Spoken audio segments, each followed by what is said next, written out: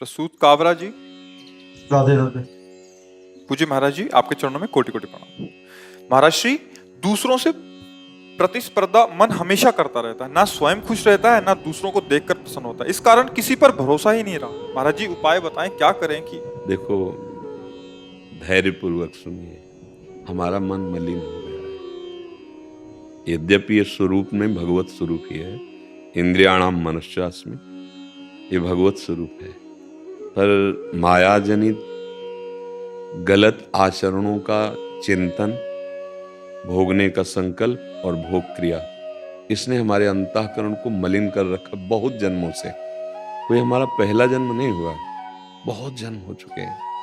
ये जन्म जन्मांतरों से मलिन मन दुर्वासना मम सदा परिकर्षयन्ति, ये दुर्वासना हमको घसीटती रहती है। मना कष्टान इंद्रियाणि प्रकृति स्थानि करसति, ये मन 5 ज्ञानेंद्रियों के साथ भोगों में विचरण करता रहता है। अब मलिन माया का प्रभाव है नानात्व पैदा करना, भेद पैदा करना, द्वैत पैदा कर देना।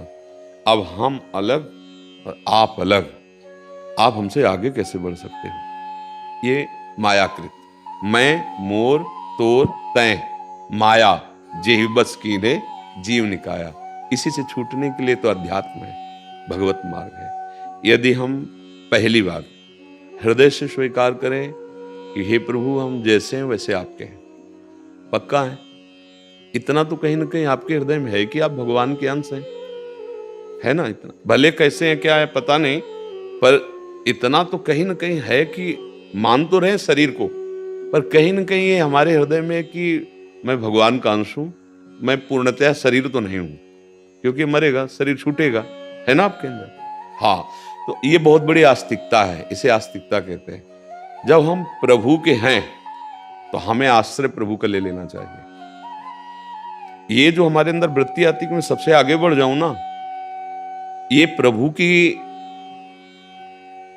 हम हैं इस वृत्ति से आती है, अंदर की तुम्हें बात, क्योंकि सबसे बड़े हमारे प्रभु हैं और उनका मैं अंश हूं, अंदर की बात। क्योंकि हम ऐसे के हैं, बहुत बड़े के हैं, पर दिशा गलत हो गई, हम राग द्वेष करने लगे, अब ये दिशा गलत हो गई। हमारे अंदर है कि मैं सबसे बड़ा सुखी बन जाऊं, क्योंकि बहुत बड़े सुख के हम अंश हैं। हमारे अंदर है कि कोई ऐसा उपाय हो कि जिससे मैं मरूं ना, क्योंकि हम अविनाशी के हैं, तो हम विनाश से बचना चाहते हैं। अब इसकी दिशा गलत हो गई, हम सुखी होना चाहते हैं परिवर्तनशील नाशवान भोगों से, हम अविनाशी बनना चाहते हैं शरीर से, और ये परिवर्तनशील नाशवान है। ये कभी अविनाशी हो नहीं सकता और मेरा कभी विनाश हो नहीं सकता, पक्का। मुझे अविनाशी का विनाश करने में कोई सामर्थ्यशाली है ही नहीं। नैनम छिन्दन्ति शस्त्राणि नैनम दहति पावका, न चैनम क्लेदयन्त्यापो न शोष्यति मारुता, अग्नेयास्त्र वारुणास्त्र, इनकी ताकत नहीं मुझे मार सके, क्योंकि मैं अविनाशी हूं, भगवद अंश। लेकिन ये विनाशी, इसे कोई औषधि या कोई बचा नहीं सकता। जब समय आएगा, श्वास पूर्ति होगी तो चला जाएगा। अब हम द्वेष क्यों करते हैं? क्योंकि हमको शरीर दिखाई दे रहे हैं, व्यक्ति दिखाई दे रहा है, और सच्ची मानो इस शरीर और व्यक्तित्व के अंदर वही बैठा हुआ है जो तुम्हारे अंदर है। अब अपने कर्मानुसार उस शरीर की उन्नति और अवनति हो रही, तो हम क्यों जले, हम क्यों अंदर दुखी हो? बहुत सुंदर प्रश्न है, आपका प्रश्न नहीं, लगभग सबका प्रश्न यही है कि हम दूसरों की उन्नति देख करके दुखी होते हैं, जलते हैं। क्यों दुखी हो रहे हैं भाई? उसका सुकृत है, पुण्य है, उसका प्रयास है, पुरुषार्थ है, वो आगे बढ़ रहा है, बिल्कुल लौकिक भाषा, तो हमें दुखी नहीं हो, उसका प्रयास है। और अगर अध्यात्म से देखो तो हमारा परम लाभ यही होगा कि मेरे प्रभु ही सब रूपों में है। निज प्रभु में देखें जगर, कैसन करें विरोध, तभी हमारी असलियत बात समझ में आएगी। जो यहाँ है वही यहाँ है, वही यहाँ है। ये केवल माया का नाटक हो रहा है। कोई कौन सी उन्नति है यहाँ की? सबसे बड़ी उन्नति है, मैं बता दूं, चाहे जो कुछ बना हो, अंत में ये शरीर, पद और सब कमाया हुआ वैभव यहीं छूट जाएगा। अब सत्य वस्तु क्या कमाई है उसने, ये खास बात थी, उसकी तरफ तो ध्यान नहीं दिया गया, तो कुछ नहीं।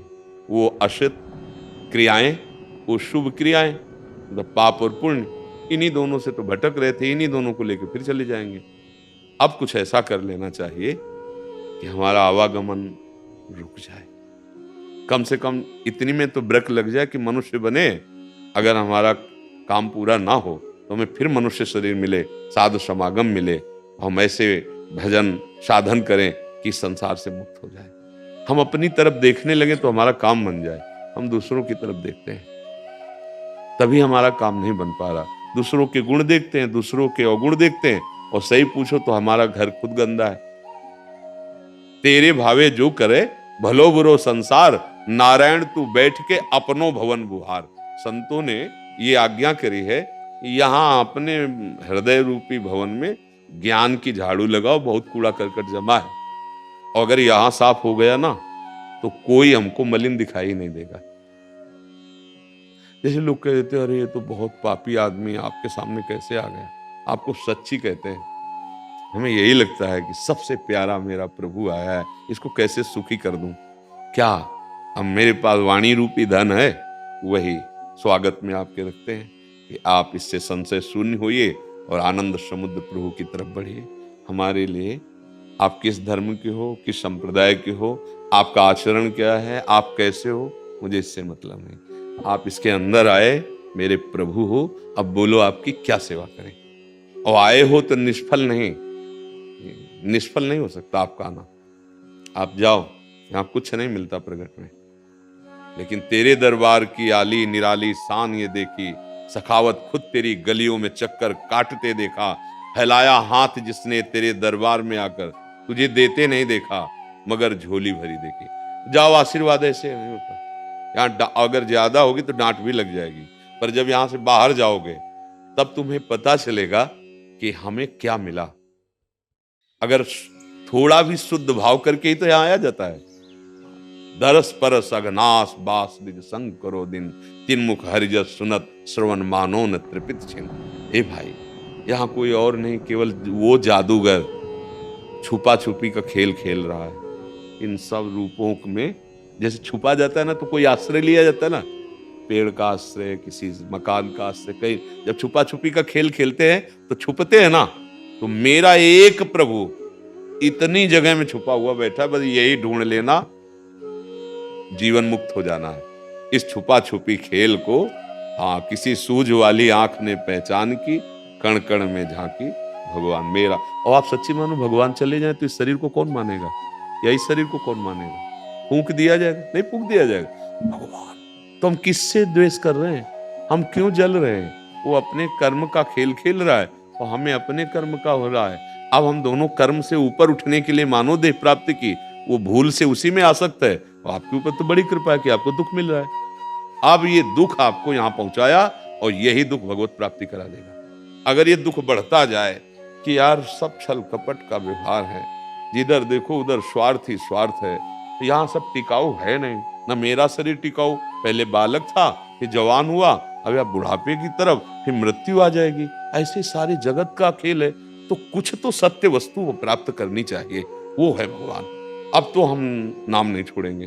राधा राधा राधा, हे त्राहिमाम करुणा में प्रभु, भयभीत होकर मैं आपकी शरण में आया हूँ, आप स्वीकार कर लो। तो भगवान कहते जो शभीत आवाज सरनाई, रखियो ताई प्राण की नाई। आनंद आ जाएगा। जीवन में जिस आनंद की खोज अभी तक करते रहे, एक बूंद नहीं मिला, और आप प्रभु की तरफ चलो, यही आपका काम बनाएगा, यही शीतलता प्रदान करेगा, यही सतमार्ग पहुंचाएगा। इसीलिए अब आपके ऊपर तो कृपा है ही। अब मोह भा भरोसा अनुवंता, बिनु हरि कृपा मिले नहीं संता। तो जहां आपका ऐसा भाव जाए कि बुरा जलन वाला, तो वहीं एक सूत्र, प्रभु यद्यप हम देख नहीं पा रहे पर आप हो, आपको प्रणाम, बच जाओगे, न पाप लगेगा और न जलन होगी। कुछ दिन होगी और जहां मन पवित्र हुआ फिर आनंद आने लगेगा। आनंद के लिए मानव जीवन काहे को जलन? तुमसे भी ऐसे नीची जगह पर लोग हैं जहां खान पान की व्यवस्था के लिए सोचना। भगवान तो आपके ऊपर बड़ी कृपा की है। उधर देखो ना कितनी कृपा है आपके ऊपर। आप ऐसे देखकर क्यों जल रहे हो? ऐसे देखो, या फिर सबसे बड़े को देखो तो जलन नहीं होगी, बीच वालों को मत देखो, नहीं परेशान हो जाओगे। या तो आप नीचे देखो कि तुम्हारे ऊपर कितनी कृपा है, कितने ऐसे जीव हैं शरीरधारी, अन्य योनियों में भी कितना कष्ट पा रहे, तुम्हें मानव देह मिली। इसी मानव देह में कितने ऐसे हैं कि जिस व्यवस्था में आप हो वो व्यवस्था उनको नहीं प्राप्त है, फिर भी वो सुखी है। इधर क्यों नहीं देख रहे? तो आपको लगेगा हमारे ऊपर कृपा है।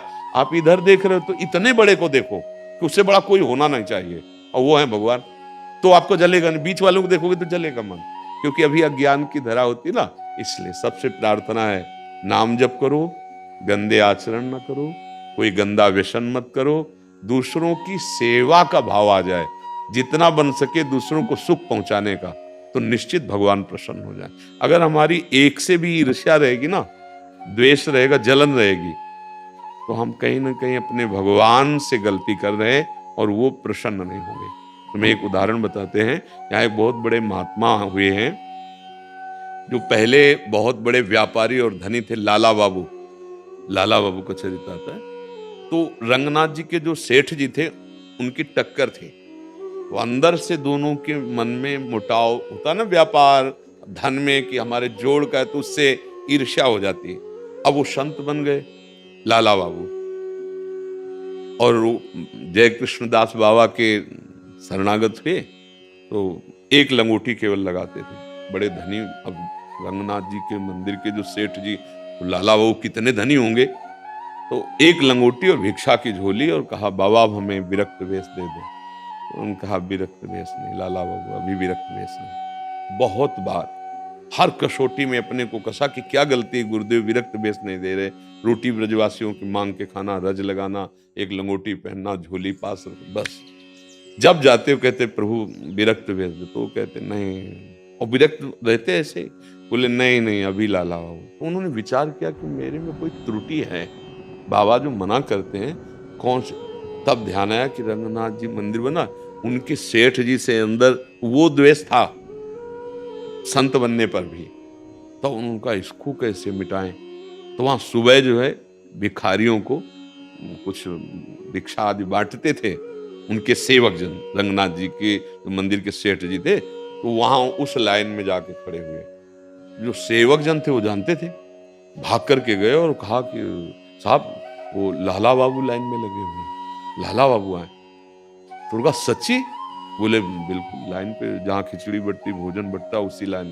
तो उन्होंने थार सजाई और उसमें हीरे जवाहरात और सब संपत्ति, जो कीमती कीमती चीजें। और फिर आए उनका, बाबूजी आपकी जगह वहां नहीं, आप आइए घर। नहीं, बोले बस एक मुट्ठी जैसे खिचड़ी सबको दे रहे हो वैसे हमें दे दो, हम आपके भिखारी। लिपट गए वो, रोने लगे, बोले मुझे क्षमा करो, रंगनाथ जी के मंदिर, मुझे क्षमा करो, मैं आपसे द्वेष करता था, पर मैं ये नहीं जानता था आप इतने उदार।